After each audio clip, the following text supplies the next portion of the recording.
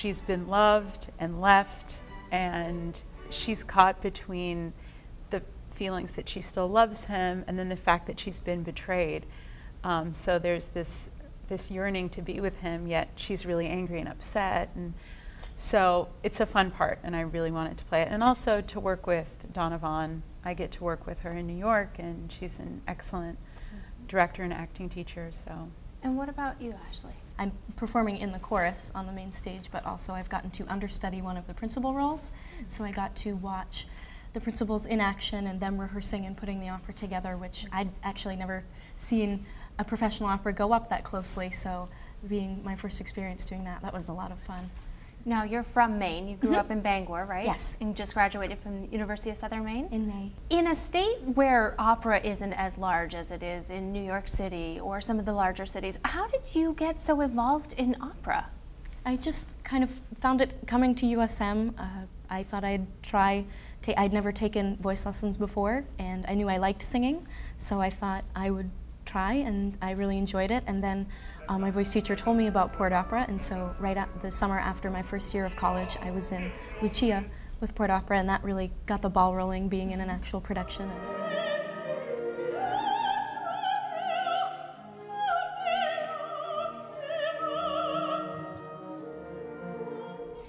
Could one of you just give a background as far as what this opera is about, Don Giovanni, for somebody who's never seen it especially? It's pretty much, it's the story of Don Juan and the notorious Spanish lover who loves women and then leaves them. And he's left a slew of women in his path.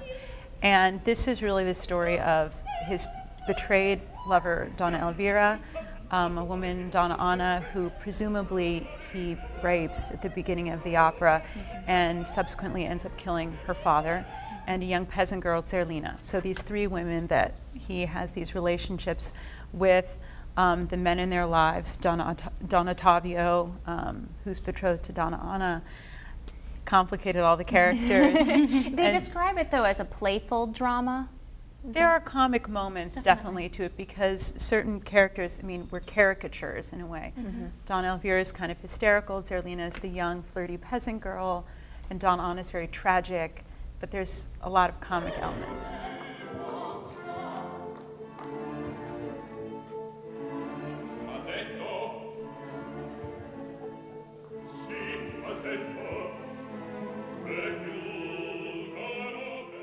Perhaps you can answer this. A lot of people are intimidated by opera, certainly don't know all the words that you guys are saying there on stage. How can somebody who doesn't speak the language follow the story? Well, fortunately at this production there are subtitles or supertitles above the stage, that will have a translation. So if you can't, the Italian, you don't know the Italian, you can look up and see a rough translation of what's happening. But I also find that friends that I have that are not familiar with the language that come to see operas, often the Port productions, they're able to follow them, and you can tell, by what the characters are doing on stage, that exactly what's going on, and they're able to follow the story pretty well, and it's quite engaging. So when you have one of those comic moments, it's very obvious, Oh, and one of those more intense moments able to tell too. Do you have a favorite part, favorite scene of the opera? Well, I enjoy the end.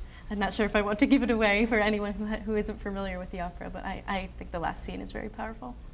I have a scene where Don Giovanni's sidekick dresses up in disguise as Don Giovanni and woos me off of my balcony, and we have a lovely little interaction which is very amusing to the audience. So.